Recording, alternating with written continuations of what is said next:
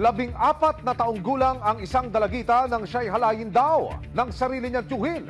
Agad nagsampa ng kaso ang kanyang ina laban sa kapatid nito. Pero nang mahuli na ang suspect makalipas ang isang dekada, tila lumambot ang puso ni nanay at gusto yatang ipaurong ang kaso laban sa kuya niya. Mag-isang itinataguyod ni Sarah hindi niya tunay na pangalan ng kanyang 4 na anak. Kaya naman kahit mabigat sa kalooban, nagpunta siya sa Kuwait para magtrabaho bilang domestic helper noong 2013. Nag-usap naman kami mag-ina, hindi pa pwede na i-transfer kita.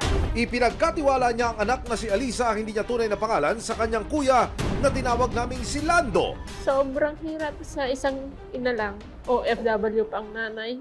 Habang nag-aaral ang dalagita, sumasideline siya sa kantin ng kanyang tiyuhin. That time na yun, nakiusap ako sa kuya ko kung pwede, kahit mag-working student, para magkaroon siya naman ng sapat na allowance. Naging maayos naman daw ang relasyon ng magtito. Pero gabi ng December 2012, nang malasing daw si Lando, dito na raw nagsimulang magkalamat ang relasyon ng dalawa. Ano ng kuya ko daw, parang nagselos dun sa matanda na yung lalaki, kausap niya po. Parang galit na galit siya. Pinauwi siya ng salita na pangit. Ang pagiging concern ni Tito sa dalagita, iba raw ang agenda. Minolestya di umano ni Lando ang menor de edad na pamangkin. Ang nangyari doon, parang siyempre yung anak ko, na-stress siya. Hindi na nakapasok ng school kasi nga nagtatrabaho, puyat na puyat. Kaya ang ginawa niya panangsamantalan yung bata. Matapos ang isang buwan, isang tawag ang natanggap ni Sarah mula kay Alisa.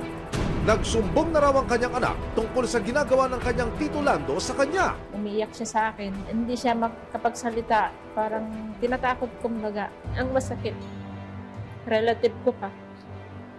Kaya nawalan ng gana ang anak ko ng aral. February 2013, napilitang umuwi si Sarah ng Pilipinas para samahan ng kanyang anak sa police station. Sila po ay nagpunta sa aming tangkapan upang magreklamo laban po sa gumahasa sa kanyang anak. At yun po ay kanyang tiyuhin. Agad po namin siyang nirefer sa PGH po, Children Protection Unit. Opo, amin pong ipin-examine, genital examination po. Positibo po na sinabi po doon sa resulta na siya nga po ay pinagsamantalahan.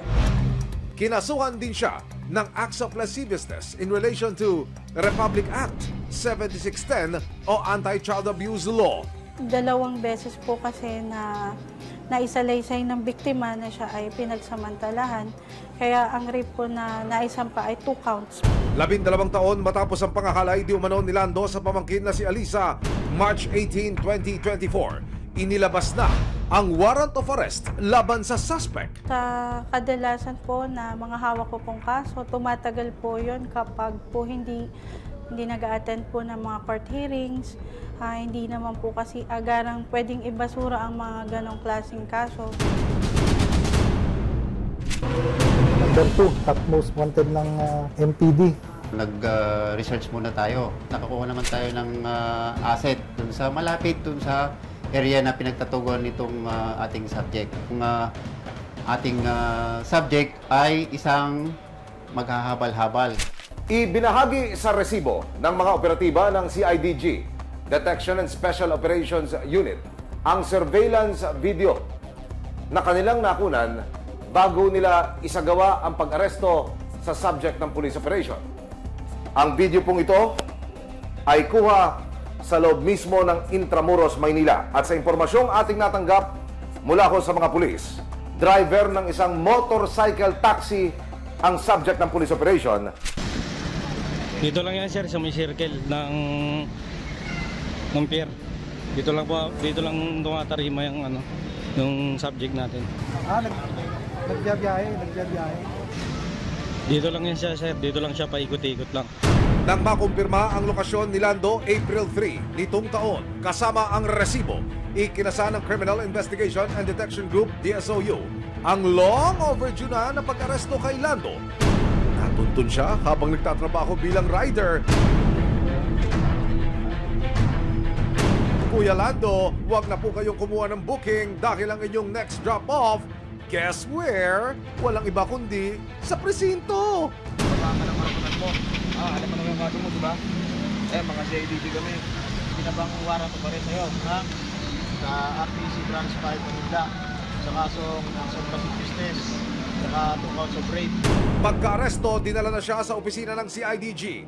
Nakapanayam ng resibo ang suspect. Hindi nyo alam na may warrant kayo? Wala sir, hindi ko na alam sir kasi alam ko wala na ngayon sir eh. Kasi baga na hindi ko alam nag-aakyat ng kaso yun sir eh. Nabigla ako sir, nadampot ako dun sa amin sir. Ayon sa kanya, dumikit lang daw ang braso niya sa kanyang pamangkin. Pero yung bata, yung sinasabing napagsamantala mo, anong ginawa mo ba talaga Wala dyan? sir, wala sir. Napalo mo, hindi rin, di ba yun? Naano ko lang sir, di ko naman naano. Yung kumbaga lang na nag-ano kami lang sir, dikit lang wala namang ano sir. Wala kami nang nangyari sir. Siyempre bata yun sir eh. Nang tawagan namin si Nanay Sara para kumpirmahin ito, ang nasabi lang niya ay, "My child is not a liar." Itinatanggi niya ho yung mga paratang, pati na yung mismong krimen. Alangan po na gawa-gawa ng anak ko po. Ayun po, siyempre kahihiyaan ng anak ko po. Alangan ko na gumawa po siya ng hindi maganda na kasalita po. Yung anak ko po, sinordilan po. Pero April 5, 2024, nang magtungo si Nanay Sara sa CIDG DSOU para makita ang kanyang kuya, tila nag-iba ang ihip ng hangin.